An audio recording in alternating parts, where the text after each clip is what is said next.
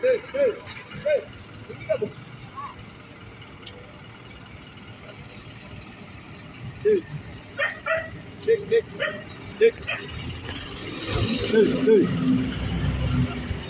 abangku.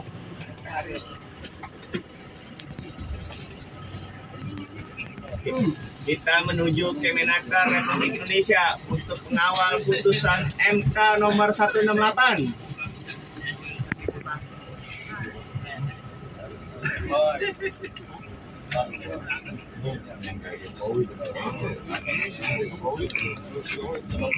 Habis bos, kita lipe-lipe.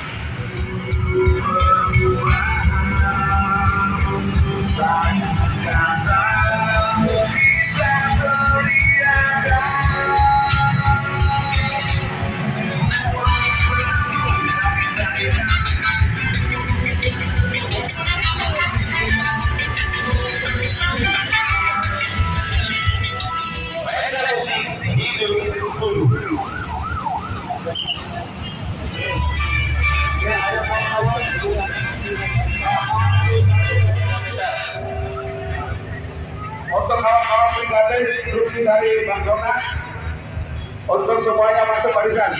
Yang merasa brigade cepat berdiri.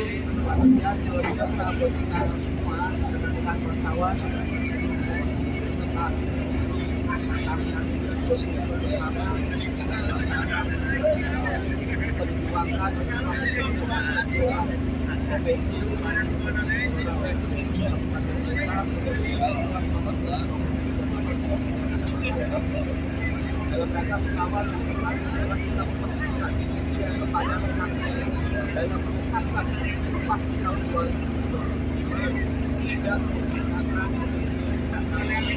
yang kedua saya berikan dalam menetapkan upah 2020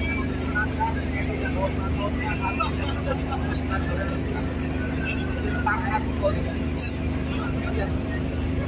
Yang ketiga, kita menetapkan kembali upah sektoral. Memantap kami penetapan dari dirjen pajak kali wajib itu apa yang ada sekarang.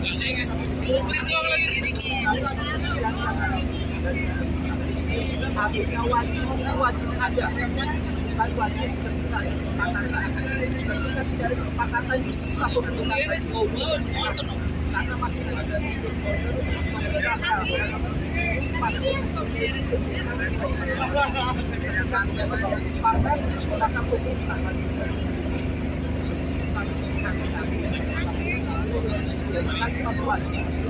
wajib harus ada kesepakatan. Wajib ada soal kesepakatan kita masing-masing diingatkan maka pemerintah semua yang akan diingatkan kepada pemerintah tentang indeks tertentu kalau tidak bulan sudah tidak ada batas atas dan batas bawah. Bagaimana amal putusan dari para MK ya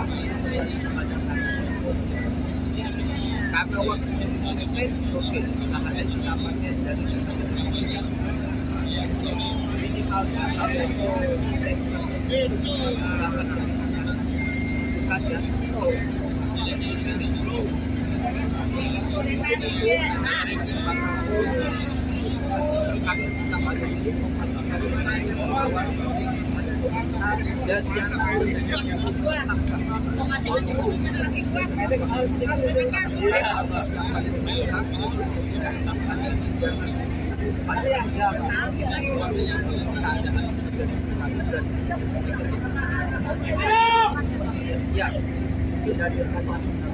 Ya, dua hal. Pertama gini, putusan MK itu secara asas hukum adalah berlaku erga omnes, artinya mengikat kepada semua pihak, pemerintah, dan semua yang berperkara. Dalam rakor LKS Tripartit Nasional kemarin, ada dua yang kita soroti. Yang pertama, bahwa roadmap kementerian hanya UMSP yang akan ditetapkan dalam roadmapnya tanggal 15 Desember. Padahal putusan MK itu menyatakan adalah wajib UMSP dan UMSK. Sehingga ini menjadi persoalan. Yang kedua, kementerian nampaknya akan mengeluarkan dua kategori upah minimum, yaitu upah minimum padat karya dan upah minimum non padat karya. Dan ini menjadi persoalan. Sejak dulu upah minimum itu satu, karena upah minimum itu adalah protection floor, adalah perlindungan dasar safety net, sehingga tidak boleh ada upah minimum yang berbeda, yaitu upah minimum non padat karya dan padat karya.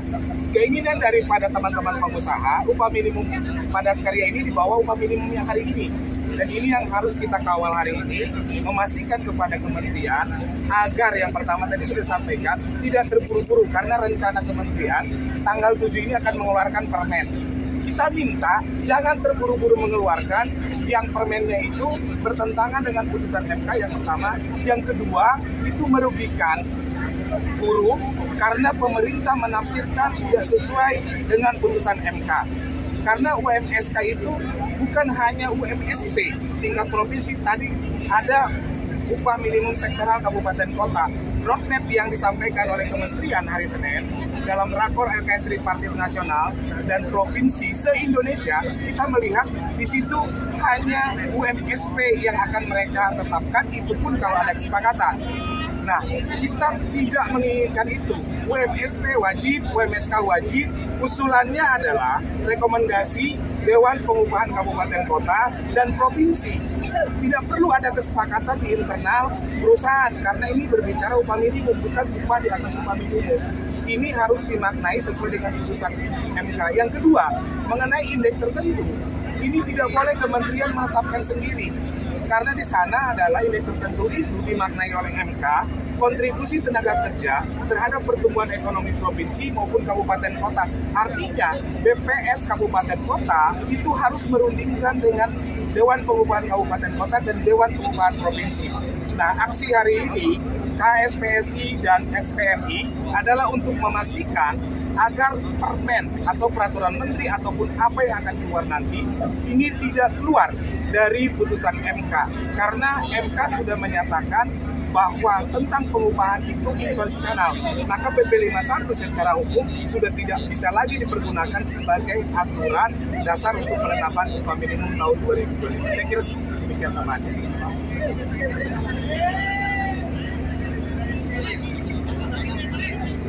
Hari ini hanya perwakilan, karena kemarin ada teman-teman SPN, kemudian hari ini ada dari perwakilan KSPSI dari Jabar, DKI dan Banten, dan SPMI dari Jabar, DKI dan Banten, dan ini akan berlanjut sampai dengan dipastikan peraturan pelaksanaan daripada putusan MK tersebut terbit. Sama-sama berkumpul di kantor Kementerian Tenaga Kerja. Perlu saya sampaikan kepada semua anggota SPSI, KSPI, bahwa kita telah membuatkan sikap bersama. Kita telah mengirim surat ke Istana Negara. Kita telah kirim surat ke Istana Negara untuk menolak perlakuan dan menolak diberlakukannya PP 51 tahun 2023. Kita juga sampaikan kepada pemerintah bahwa kita telah mengusulkan dan memberikan sikap terhadap 8 poin besar yang membuat 21 norma-norma hukum baru yang dikeluarkan oleh Mahkamah Konstitusi. Oleh karena itu, kita harus kawal semua norma-norma itu agar tercapai dan berhasil. Hidup buruh! Hidup buruh! Brigade mana brigade? Brigade mana brigade? Garda metal mana garda metal? SPSI mana SPSI? SPMI di mana letak kalian? Hidup buruh! Mana Bekasi? Bekasi! Jakarta! Tangerang. Ini Tangerang udah berapa kali aksi mengerikan, Presiden. Hidup Tangerang. Luar biasa. Jawa Barat seluruhnya ada. Baik kawan-kawan. Siang ini kenapa kita kesini? 5 hari yang lalu saya bersama Bung Said Iqbal mendengar kabar ada petinggi negeri yang coba-coba main-main dengan putusan MK. Saya tegaskan di Kemenaker, jangan coba-coba mainkan hati buruh. Kami siap menyatakan perlawanan total dan habis-habisan. Siap berjuang, berani ambil resiko, kawan-kawan. 2 hari yang lalu ada yang telepon saya dan Bung Said Iqbal. Bung Andi Gani, resiko yang kalian ambil terlalu tinggi. Saya sampaikan, sudah 14 tahun saya berdiri di jalan bersama buruh. Resiko apapun kami ambil, apapun taruhannya. Jadi teman-teman, jangan pernah takut, jangan pernah jadi pecundang. Kita buktikan kepada semua yang ada di tanah air ini, buruh sanggup memenangkan 21 pasal di Mahkamah Konstitusi. Tepuk tangan buat kalian semua. Jadi kalau ada petinggi negeri ingin menerjemahkan aneh-aneh soal MK, saya pastikan dia pasti menyesal keputusan seperti itu. Betul nggak? Kita akan buktikan, kita akan melaksanakan totalitas perjuangan apapun resikonya. Siap nggak? Kalau Presiden buruh ditangkap, belain nggak? Bener nggak? Jangan pada pulang kampung masing-masing. Berani nggak? Kalimantan berani nggak? Brigade berani nggak? PMK berani nggak? Saya dan Bung Said Iqbal sudah nggak mikir risiko. Rasa takut kami sudah hilang dari belasan tahun yang lalu. Sudah selesai. Kenikmatan duniawi buat kami sudah selesai. Saya dan Said Iqbal mewakafkan diri kami untuk perjuangan buruh Indonesia. Jadi percuma nakut-nakutin Andi Gani sama Said Iqbal, nggak ada gunanya. Betul nggak? Jadi saya ingatkan lagi kepada petinggi negeri. Saya tidak usah sebut namanya, pasti dia langsung terasa sekarang. Jangan coba-coba bermain-main mendiskriminasikan teman-teman padat karya dengan padat modal. Betul nggak? Tidak ada perbedaan buruh di Indonesia. Kita harus bela. Tidak ada upah minimum padat karya, tidak ada upah minimum padat modal. Betul nggak? Upah sektoral pasti kita perjuangkan dan kita terima dan kita benarkan. Tapi ketika ada diskriminasi soal upah minimum, hanya ada satu kata: lawan, lawan, lawan. Siap melawan, siap melawan, siap bertarung. Kawan-kawan, di tengah kegalauan saya dan Said Iqbal, ada tangan baik datang kembali. Kita doakan tangan baik itu panjang umur, sehat selalu, kawan-kawan. Seorang petinggi negeri yang bersikeras berdiri di depan perjuangan buruh Indonesia. Tepuk tangan buat beliau. Presiden siapa namanya? Biar saya Said Iqbal dan Tuhan yang tahu. Karena apa? Ketika ada niat-niatan tertentu menerjemahkan lain soal putusan MK, beliau berdiri di depan dan menyatakan langsung ke petinggi negeri lainnya, jangan coba-coba main-main dengan nasib buruh. Tepuk tangan buat beliau yang luar biasa. Saya tanya sama beliau, Pak, apa nggak takut dengan resikonya? Saya sudah selesai dengan dunia saya. Saya harus membela teman-teman buruh dan rakyat Indonesia luar biasa. Jadi ternyata perjuangan kita didengar oleh semesta, betul nggak? Dan saya yakin kalau kita istiqomah, tegak lurus dalam perjuangan, tangan-tangan baik akan menghampiri perjuangan kita. Jadi teman-teman bersiap melakukan aksi total dan panjang. Siap nggak? Siap nggak? Dua agen yang ada agennya. kecepatan serikat buruh banyak, soalnya kenapa ada AGM-nya ya? Nah, ini bentuk komitmen Andi Gani selalu hadir di tengah-tengah perjuangan kawan-kawan buruh. Dan ada juga kawan-kawan KSPI dari Said Iqbal. Itu Said Iqbal juga kawan saya juga. Itu teman seperjuangan saya juga. Jadi hampir mayoritas pimpinan atau tokoh-tokoh atau ketua-ketua serikat buruh itu mayoritas sahabat saya berjuang di jalanan. Sekali lagi, selamat untuk kawan-kawan buruh, karena perjuangan buruh tidak sia-sia. Manifestasinya apa? Menang dalam keputusan MK. Dan kewajiban negara harus mematuhi putusan itu. Dan sekali lagi kawan-kawan semua, ini adalah momentum sejarah buat pemenangan kaum buruh, di mana klaster untuk buruh mayoritas dihapuskan, dan kemenangan ini mutlak kemenangan kita sama-sama. Hidup buruh! Hidup buruh! Sahabat-sahabat semua, memang ini sebuah momentum, tapi tetap kita tidak boleh letih dalam memperjuangkan apa yang menjadi hak kita bersama.